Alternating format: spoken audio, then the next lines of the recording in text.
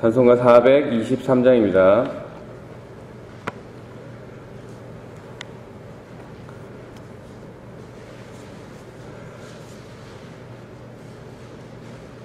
찬송가 423장입니다.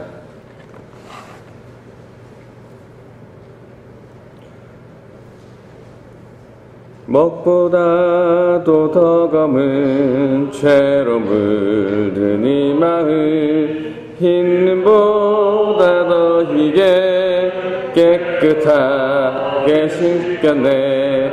주의 보혈 흐르는데 믿고 뛰어나가, 주의 은혜 내가 입어 깨끗하게 되었네.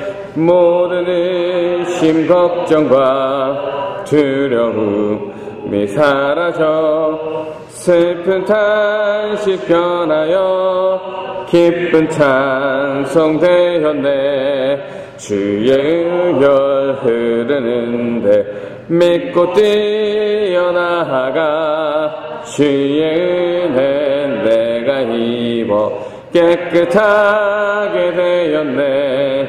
세상 부귀 영화와 즐겨하던 모든 것, 주를 믿는 내게는 분토만도 못하다. 주의 보혈 흐르는데 믿고 뛰어나가, 주의 은혜 내가 입어 깨끗하게 되었네. 나의 모든 보배는 저 천국에 쌓였네.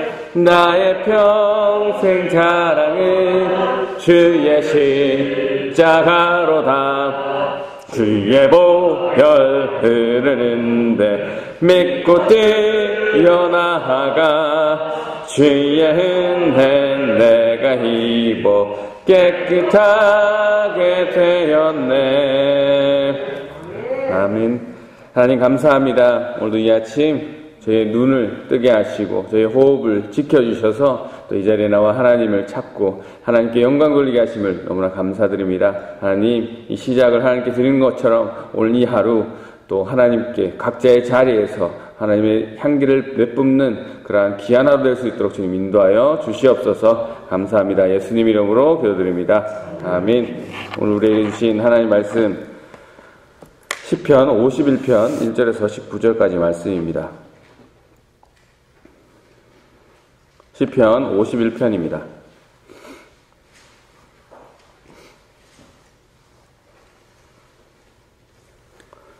다 찾으신 줄 알고 제가 봉독해드리겠습니다.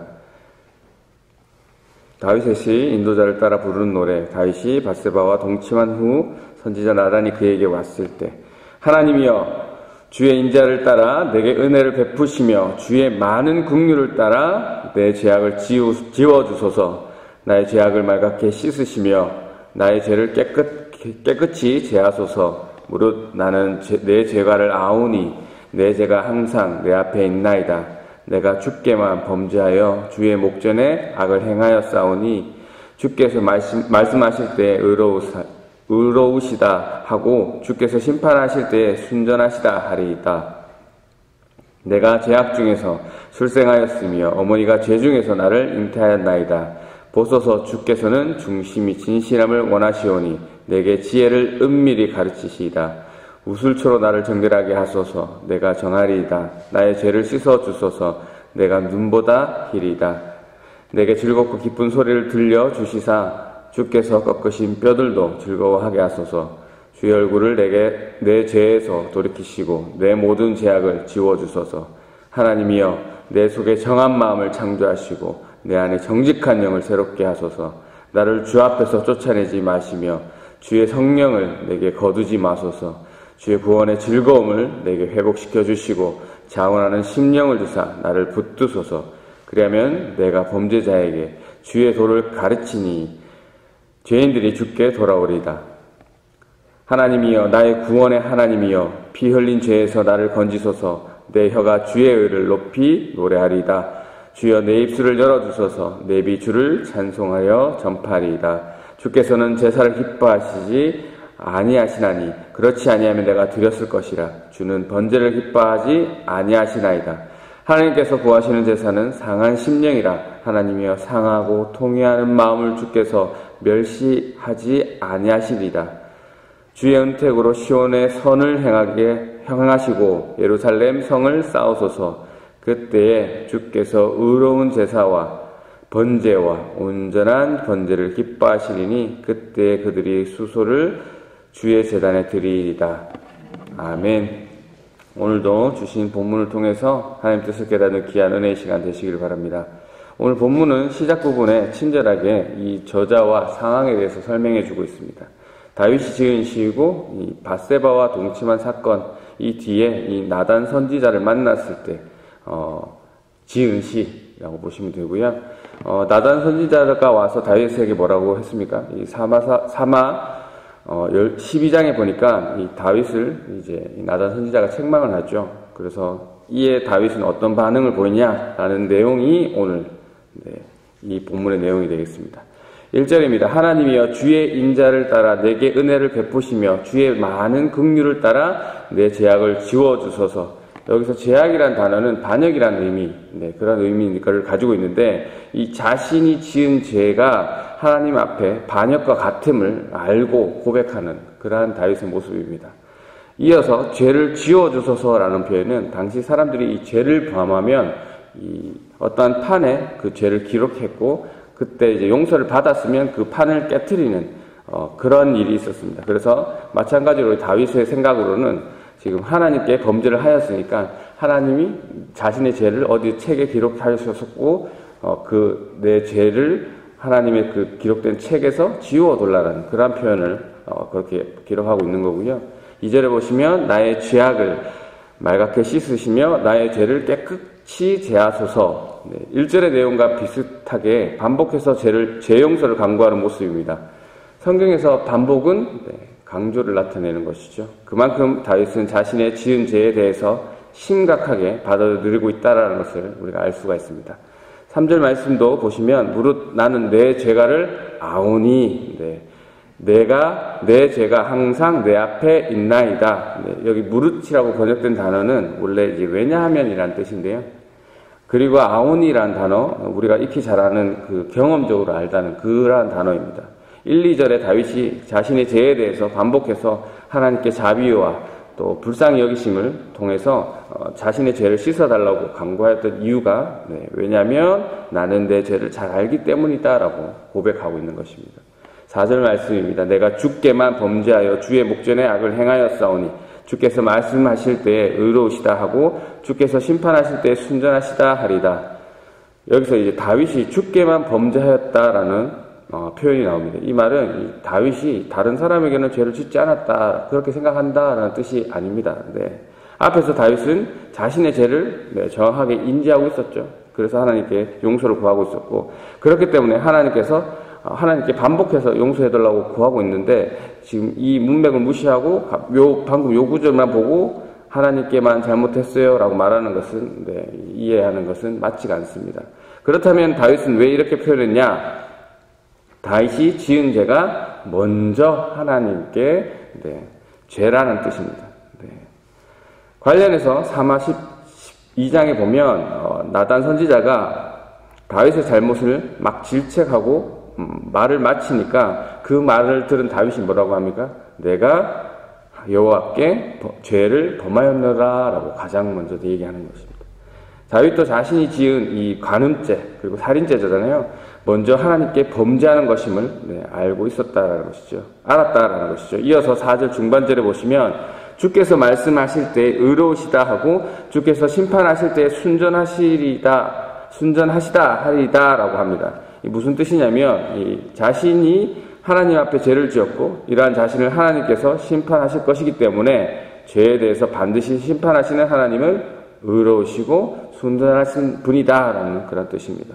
5절입니다. 내가 죄악 중에서 출생하였으며 어머니가 죄 중에서 나를 잉태하였나이다. 이 두 부분도 모두 같은 뜻으로 태어날 때부터 주님 저는 죄인입니다 라는 고백이죠. 나의 죄에 대해서 내가 태어날 때부터 죄인이라는 것을 인정하는 모습. 그래서 지금 자신이 죄를 자기가 죄인이라는 것을 계속해서 인정하는 모습을 보이고 있습니다. 6절입니다. 보소서 주께서는 중심이 진실함을 원하시오니 내게 지혜를 은밀히 가르치시이다. 여기서 중심이라고 번역된 단어는 몸에 있는 장기 중에 그 신장을 이야기합니다. 당시 사람들은 이 신장을 장기의 중심으로 보았기 때문에 이렇게 표현을 했고요. 겉으로는 겉으로만 회개하는 모습 이런 말고 중심으로 회개하는 모습을 원하시는 하나님을 알고 있었고 그 중심으로 회개하기 위해서 하나님께 지혜를 구하는 그런 모습입니다. 이어서 나오는 7절부터 오늘 또 쭉 마지막 절까지는 계속해서 이제 다윗이 자신이 지은 죄에 대해서 또 반복적으로 회개하고 또 용서하실 하나님께 찬양하는 그러한 내용인데요. 몇 가지만 살펴보면 8절에 보시면 주께서 꺾으신 뼈들도 즐거워하게 하소서라는 표현은 이 당시 사람들에게 뼈는 인간의 가장 내면적인 그러한 부분을 이해하고 있었는데 그래서 이 뼈들은 영혼을 이야기합니다. 영혼. 그래서 다윗의 영혼을 얘기하는 것이죠. 다윗이 영혼이 죄로 인해서 지금 눌려져 있는데 하나님께서 꺾으셨다. 그래서 죄를 깊이 뉘우치게 하셔서 내 영혼이 즐거워하게 하소서라는 그러한 고백을 하는 것이고요. 또 10절에서 12절 말씀은 여러분도 잘 아시는 찬양이죠. 정결한 마음 주시옵소서. 그 곡입니다. 이 앞에 내용과 이어서 보면 주님 저의 죄가 하나님 앞에 범죄한 것임을 깨닫습니다. 태어날 때부터 저는 죄인이었습니다. 하나님의 의로우심과 자비하심으로 저를 불쌍히 여겨주세요.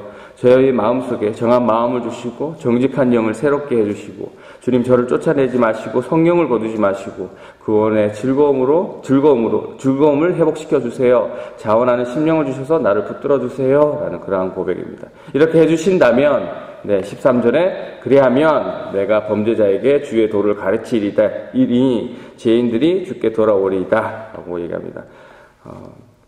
앞에서 쭉 이야기하던 자신의 죄를 용서받으면 나는 하나님 감사함으로 범죄자에게도 주의 도 하나님의 말씀을 가르치겠습니다. 그래서 죄인들이 주께 돌아올 것입니다. 라는 고백을 하고 있습니다. 이 12절에 회복시키시고 라는 단어 그리고 13절에 돌아오리다 라는 단어는 같은 단어입니다. 그러니까 하나님께 죄 용서받은 사람은 다른 죄인들도 나 말고 다른 죄인들도 하나님께 용서를 받을 수 있도록 주의 도를 가르쳐야 된다. 그런 뜻이 됩니다. 14절 하나님이여 나의 구원의 하나님이여 피 흘리신 죄에서 나를 건지소서 내 혀가 주의 의를 높이 노래하리이다. 우리아를 죽여 피 흘린 죄를 또 강구하고 있습니다. 성경에서 반복은 강조이다. 16절입니다. 주께서 제사를 기뻐하시 아니하시나니 그렇지 아니하면 내가 드렸을 것이라 주는 번제를 기뻐하시지 아니하시나이다. 이 말씀은 하나님께서 실제로 제사와 번제를 기뻐하지 않으신다는 말이 아닙니다. 중심, 즉 마음이 빠진 제사를 기뻐하지 않으신다는 뜻입니다. 제일 마지막 구절을 봐도 알 수 있는데요. 마음이 빠진 제사와 번제를 드려서 하나님이 받으신다면 진작에 내가 드렸을 거지만 하나님께서는 마음이 빠진 예배, 마음이 빠진 여기서는 이제 죄 회개하는 마음이 빠졌기 때문에 하나님께서는 제사와 번제를 받으시지 아니하신다. 그래서 회개가 빠진 제사나 번제가 아니라 진정한 회개가 들어가 있는 제사가 필요하다라는 그러한 고백입니다. 17절에서는 이렇게 표현하고 있습니다. 하나님께서 구하시는 제사는 상한 심령이라 하나님이여 상하고 통회하는 마음을 주께서 멸시하지 아니하시리이다. 여기서 하나님이 원하시는 상한 심령이라는 것은 스스로 자신의 죄를 해결할 수 없음을 아는 마음을 이야기합니다. 그래서 하나님의 도우심을 필요하는 그러한 마음을 얘기합니다. 하나님께서는 상처나고 자신의 죄를 뉘우쳐서 하나님께 고백하는 마음을 멸시하지 않는 분이다, 무시하지 않는 분이다 라는 고백으로 이 시간 마무리되고 있습니다. 이 말씀 정리하면서 묵상하겠습니다. 살인과 강간죄를 저지른 다윗이 나단 선지자로부터 죄에 대하여 지적을 받습니다. 그런 다윗의 입에서 가장 처음 나왔던 단어가 뭡니까? 내가 여호와께 범죄하였노라 였습니다. 그렇습니다. 분명 다윗은 바세바와 우리아에게 죄를 범했습니다. 그런데 다윗은 가장 먼저 자신이 지은 죄가 하나님께 자신이 죄를 지었다라고 고백하고 있습니다. 왜 그렇습니까? 이웃은 하나님의 형상으로 지음을 받은 자입니다. 그러니까 곧 하나님의 소유물이라는 거죠. 네. 그래서 이웃에게 죄를 지었다라는 것은 하나님의 형상, 하나님의 것을 상하게 했기 때문에 하나님에 대한 범죄가 되는 것입니다. 이 부분에 대해서 여러분은 어떻게 인지하고 계십니까?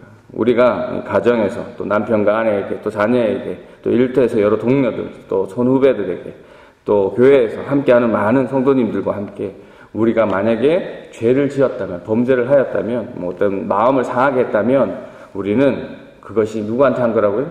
하나님께 범죄하였다라는 것이죠. 이 엄청난 사실을 잊지 않으시기 바랍니다. 내가 다른 사람에게 지은 죄가 하나님께 죄를 짓는 것이라는 것을 인지한다면 우리의 죄를 어떻게 해야 됩니까? 최대한 짓기가 어렵게 되겠죠. 본문은 다윗이 자신이 저지른 살인과 간음이 하나님께 한 것임을 깨닫고 무엇을 합니까? 1절에 보니까 하나님의 인자하심으로 자신에게 은혜를 베풀어 달라고 또 하나님의 많으신 긍휼하심으로 자신의 죄를 용서해 달라고 고백하고 있습니다. 지난주 우리가 봤죠. 10명의 문둥병자가 예수님을 처음 만났을 때 하던 그 고백. 주님 우리를 불쌍히 여기소서. 같은 맥락으로 보시면 됩니다.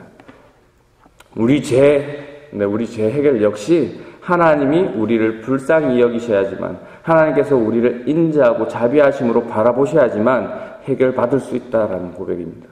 우리는 언제나 가장 먼저 하나님께 하나님의 자비하심 그리고 하나님의 긍휼히 여기심 그 하나님의 성품을 붙잡고 기도해야 되는 것입니다. 또 다윗이 나단 선지자의 말을 듣고 내가 여호와께 범죄하였노라라고 고백한다라는 것은 사실 그전에는 이 자신이 한 이 살인과 간음이 죄였다는 것을 인지 못하였다라는 말이 됩니다. 우리 입장에서는 살인하고 간음이나 해놓고 왜 하나님께 죄인지 몰랐다는 것이지? 라고 생각할 수 있지만 분명 이 다윗은 나단 선지자의 말을 듣고 자신의 죄를 인정하는 모습입니다. 이 모습은 우리의 모습일 수도 있습니다. 누가 봐도 죄인데 정작 죄를 짓고 있는 본인만 인식하지 못하는 경우가 있습니다.